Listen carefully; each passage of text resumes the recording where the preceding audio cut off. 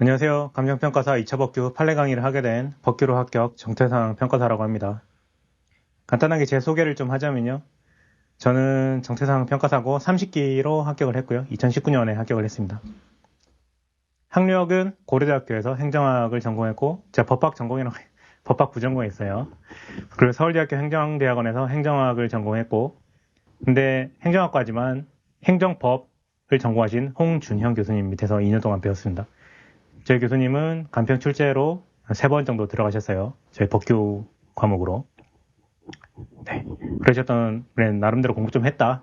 법학 공부 좀 했다.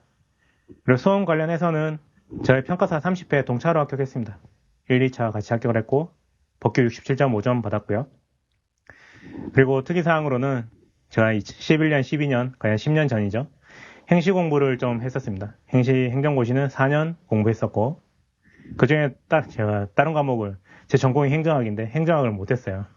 행정학 때문에 행시를 떨어졌었는데, 행정법은 좀 잘했던 것 같습니다. 69점, 71점을 받았는데요. 우리 시험도 마찬가지로 60점대로 가면 좀 고득점이라고 하죠. 근데 행시는 그보다 조금 더 채점을 까다롭게 해서 보통 60점 정도면 고득점이라고 하는데, 저는 한 70점 정도를 득점을 했었다. 네. 제 자랑 여기까지 하고요. 제 점수 자랑 조금만 더 할게요. 생동차였거든요, 사실. 67.5점이었고, 그럼 뒤에 건 뭐냐. 제가 행시 2차를 3번 봤거든요. 행정법에서 처음 초시를 봤을 때 56점 받았었고, 우리 시험이랑 마찬가지로 행시도 답안지 열람이 가능하거든요. 그래서 각 문항별로 몇 점씩 받았는지 그런 거 좀 체크하고, 제 나름대로 분석을 하고, 그렇게 한 결과, 그 다음 해에 69점으로 올랐고, 마지막 제가 시험을 그만두는 해에는 4년차, 행시 공부 4년 했는데, 마지막엔 71점 받았습니다. 이 정도면 약간 큰 50점 중반에서 60점, 70점으로 받은 건, 70점으로 넘어간 거는 꽤나 큰 클래스에 이제 점프가 있었던 게 아닌가 싶은데 저는 이 사이에 굉장히 많은 분석을 했어요.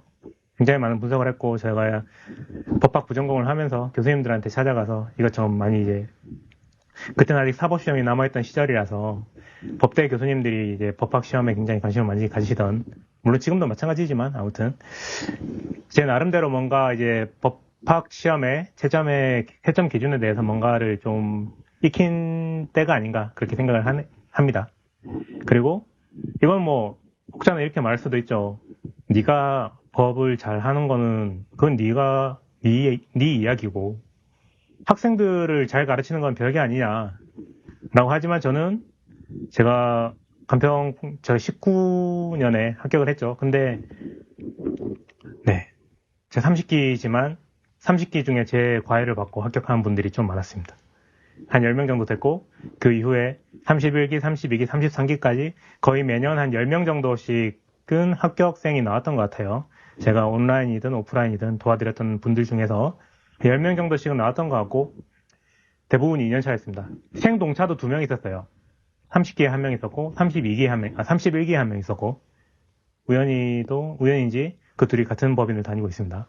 아무튼 생동차도 있었지만 대부분이 2년차였단 말이에요. 그리고 2년차 합격생들 평균이 50 후반에서 60점대 초반이었습니다. 네, 자세한 합격의 제 홈페이지에 보면 합격하신 분들과 제가 이제 합격 직후에 주고받은 이야기가 쭉 제가 카톡 캡처해서 올려놓은 게 있으니까 한번 봐주시면 좋겠고, 보시면 꼭 빠지지 않고 나온 이야기가, 제가 이제 시험 끝나고 나면 그 학생들한테 아직 까먹기 전에 답안지 복기 답안을 한번 써서 저한테 제출을 하게 시켜요. 정 이제 귀찮고 생각도 하기 싫으면 목차 정도라도 잡아가지고 저한테 제출하게 시키면 제가 채점을 해서 돌려주거든요. 최저 몇 점까지, 최고 몇 점까지 해서 아마도 내 생각에는 한 이 정도는 나올 것 같다라고 제가 피드백을 드리는데, 네, 많은 분들께서 제가 예상해준 점수와 실제 점수가 비슷했다, 뭐 그런 식으로 답을 주더라고요. 아무튼 제가 제 자랑 여기까지만 할게요. 50 후반, 60 초반으로 합격을 많이들 하시더라, 2년차에. 사실 이 정도면 꽤 고득점이잖아요.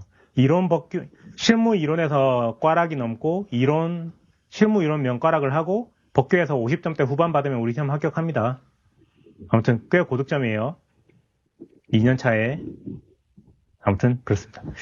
그래서 이 정도면 나도 좀 잘했던 것 같고 내가 알려줬던 사람도 잘했던 것 같다. 곧잘 따라왔던 것 같다. 결과가 괜찮았던 것 같다.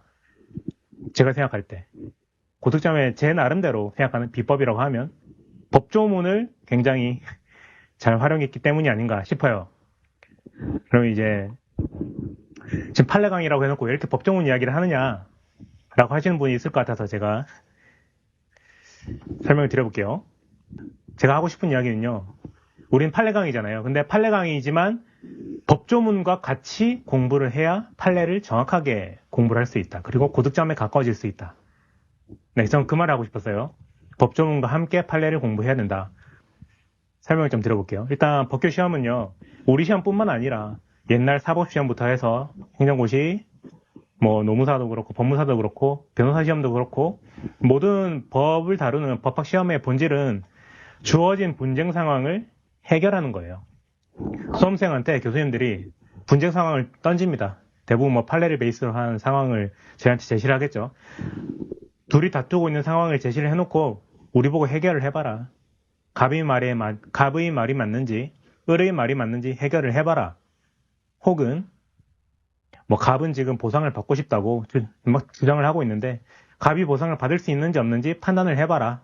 혹은 억울하다고 뭐 소송을 하려고 하고 있는데 무슨 소송을 제기해야 되는지 설명해봐라. 뭐 그런 식으로 항상 분쟁 상황을 우리한테 주고 그걸 해결해보라고 교수님들이 요구를 한단 말이에요.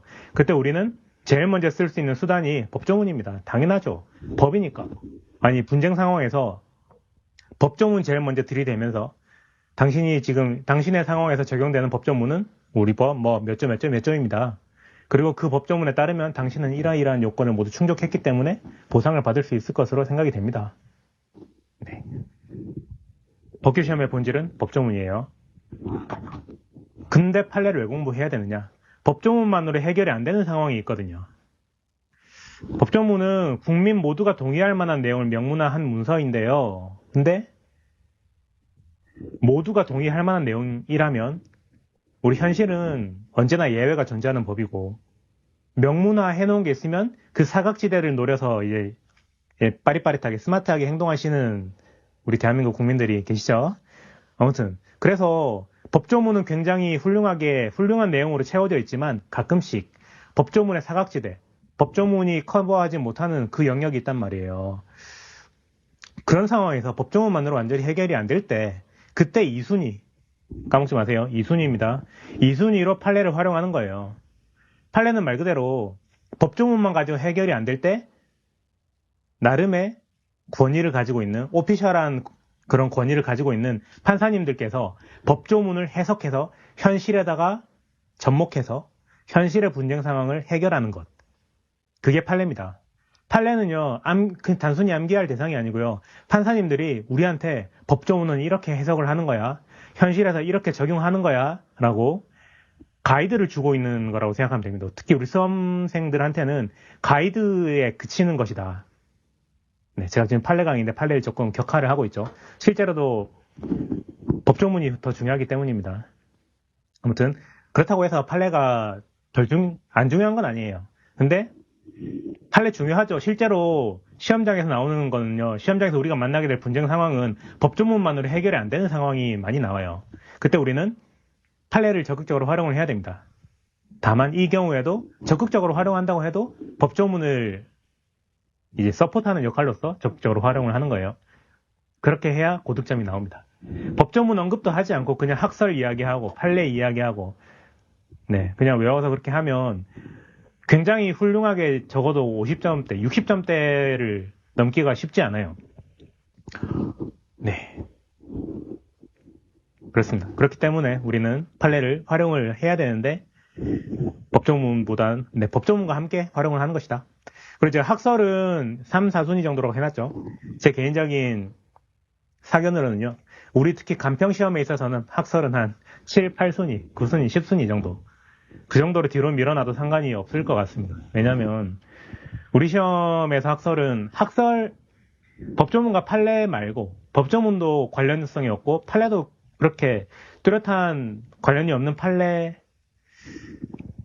거의 이제 아카데믹한 학설 교수님들 간의 논의를 베이스로 시험 출제된 적이 없거든요. 항상 법조문과 판례를 베이스로 출제가 되어 왔기 때문에. 그리고 이제 조금 더 까놓고 말해서 우리 시험 영역인 토지 보상과 관련된 이야기, 그리고 평가사 제도라든지 가격 공시 제도와 관련된 거는 일반 법학을 공부하시는 교수님들의 관심 대상이 아닙니다. 굉장히 마이너한 영역이란 말이에요. 저 구석에 있는 강론 중에 구석에 있는 영역이란 말이에요. 그래서 학설이란 건 교수님들이 관심이 있어야 교수님들이 뭐 논문도 내고 뭐 그렇게 해야 좀 학설이라는 게 누적이 되고 뭐 그렇게 할 수 있는데 힘을 가질 수가 있는데 우리 현 범위는 교수님들의 관심사가 사실 좀 관심사에서 벗어나 있어요. 근데 학설이라고 할 만한 것도 별로 변변치 않습니다. 아무튼 그래요. 우리 시험은 제가 이 말씀을 안 드렸네요. 특히 우리 시험의 주 컨텐츠인 토지보상법, 저는 이제 공익사업법이라고 부를 거예요. 그 이유는 좀 이따 설명드리고요. 공익사업법은요, 수많은 시간 동안 우리 이제 저 옛날부터 예전 뭐 60년대, 70년대부터 해서 모든 국민들의 관심이 쏠려 있고 분쟁이 굉장히 치열하게 있었던 영역입니다. 토지보상, 수용, 얼마나 혹하는 단어예요. 모든 국민들이 바라보고 있고 수많은 사람들의 이해관계가 얽혀 있다 보니까 수많은 분쟁을 거치면서 현행법이 만들어져서 완성도가 굉장히 높은 법으로 지금 현존하고 있습니다. 수많은 헌법소원과 수많은 소송, 대법원까지 올라가는 3심 소송까지 해서 그런 걸 다 이겨내고 남아있는 법이란 말이에요. 얼마나 정교하게 만들어져 있겠습니까? 실제로 제가 과거에 법학을 공부를 꽤 했지만 우리 법만큼 완성도 높은 개별적인 법이 없어요. 아무튼 그래서 우리 법은 웬만하면 우리 법 3법 중에 3법 중에 다른 두 법은 사실은 법으로서는 그렇게 높은 수준의 법은 아니고 토지보상법, 공익사법 같은 경우에는 굉장히 수준 높은 법이다. 그리고 수준 높은 법이고 판례도 굉장히 누적이 많이 되어 있다. 교수님들의 학설이 개입할 여지가 많지 않다. 이 정도를 가지고 이 정도를 배경 지식으로 한다면 학설은 특히 2년차 합격을 노리는 사람이라면 학설은 다음에 공부하자. 만약에 한 3년차, 4년차, 5년차가 됐다. 그때쯤 돼서 건드려도 늦지 않습니다. 제가 2년차 합격생들이 많았다고 했잖아요. 대부분 2년차였습니다. 다년차도 있긴 했어요. 다년차 방향성을 잡지 못하고 방황하던 다년차 합격생도 있긴 했지만 대부분 이제 학원 외의 다른 도움을 찾는 사람들은 대부분 수험기간이 짧은 사람들이었어요. 2년차가 주가 됐었고 그 사람들이 고득점을 했어요. 저는 참고로 학설을 하나도 안 가르칩니다. 하나도까지는 아니지만 정말 유명한 몇몇 개 빼고는 거의 안 가르칩니다. 그래도 50점대 후반, 60점 초반이 나온다. 아무튼 그렇다. 저는 결과로 충분히 증명을 했다고 생각하고요. 일단 저를 믿고 따라오시면 결과로 보답을 하겠습니다. 그래요. 법조문과 판례가 목차가 기본이 되어야 하고요. 그리고 법조문과 판례를 가지고 목차를 짰을 때 장점이요. 목차 짤 때 엄청 쉬워요.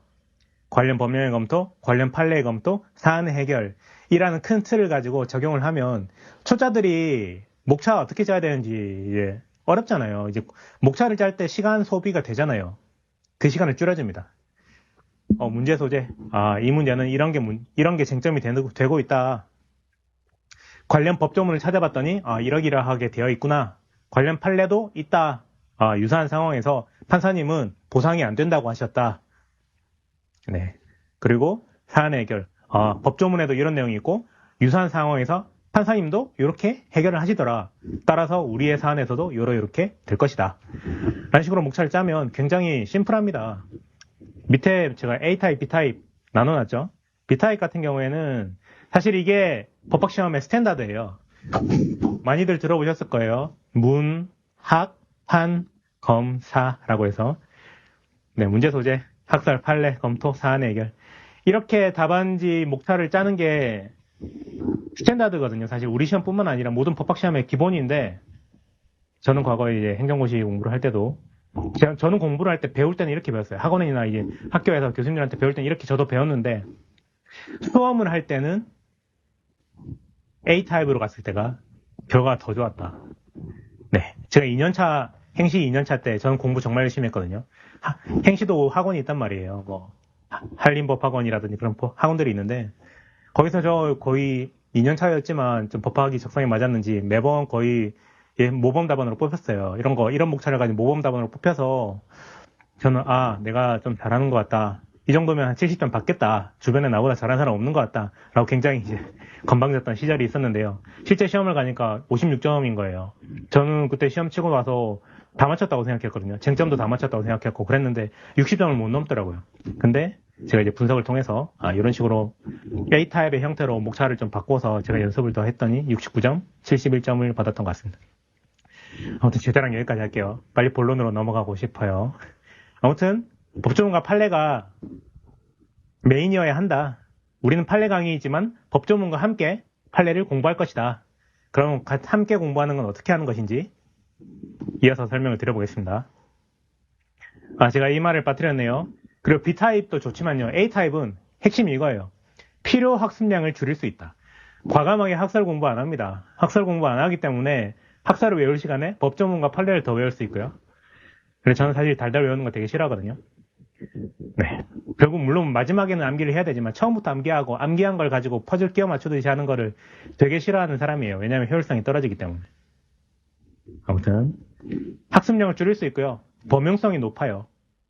A타입의 목차를 잡았을 때 웬만한 건 이걸로 해결이 다 됩니다. 아무튼 그래서 저는 이제 나중에 문제풀이를 또 제가 준비를 하고 있죠. 문제풀이 강의 때는 이런 걸 가지고 목차를 어떻게 짜는지도 설명을 드릴 것입니다. 하지만 우리 지금 강의는 판례 강의이기 때문에 법조문과 판례를 엮어서 공부하는 내용을 주로 해서 수업을 진행하겠습니다.